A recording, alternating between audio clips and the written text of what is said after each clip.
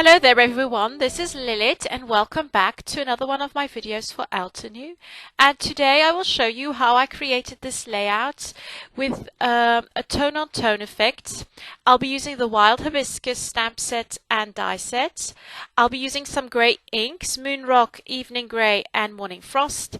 And I also picked out a couple of pattern papers. Some are older, some are newer.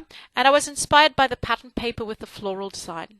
But I wanted to create something with a tone-on-tone look. So I picked the ink colors to go with the wood grain grey paper that I had in my stash.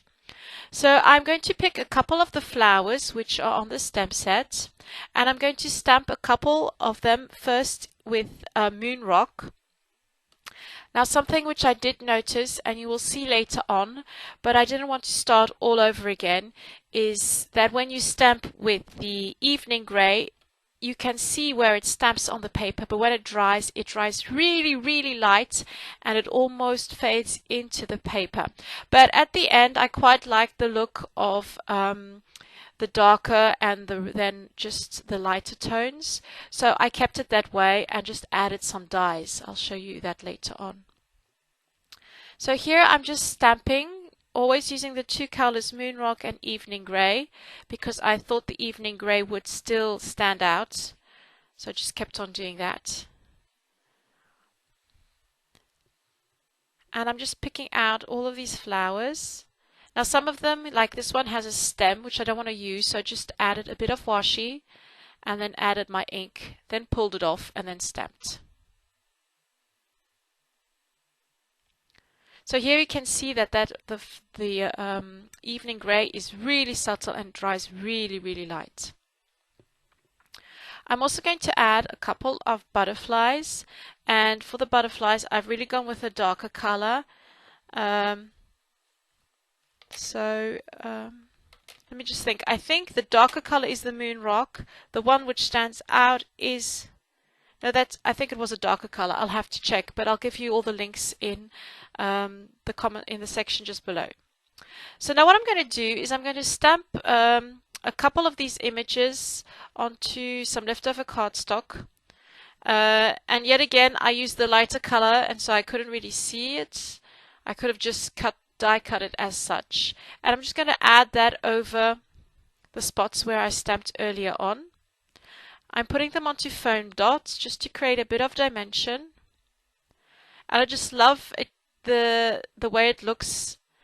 It just gives you the impression as if the flowers are floating on the page, and really adds movement as well. So once the stamping is done, I'm going to create my layout, and I'm using a couple of those papers. I'm matting my photo onto some cardstock from Altenew, which has this really lovely texture, and I'm also adding a little strip with little birds on it and just tearing it off just to add extra texture and a little bit more detail. So the color combination I'm going for is the grey with the yellow with little pops of pink, and I will be adding that pink using my embellishments. I really liked the idea of the bird, so I went ahead and stamped one of the birds from the same set, and I kind of broke it down into the beak, which would be yellow, and then I used two tones of grey, just layering them as such, one on top of the other. And I really like that quite rustic finished look, and I'm just going to cut it out as well and use that as embellishment. So now all I have to do is play around with all my elements just to see where I'm going to put them on my page, create a title, add a couple of embellishments, and I'll also be adding a little bit of stitching later on. So have a lot of fun watching. If you have any questions, just pop them in the comment section. I will leave links to all the products used and further explanations on the Altenew blog. Thank you so much for watching, and I'll see you very soon. Bye bye.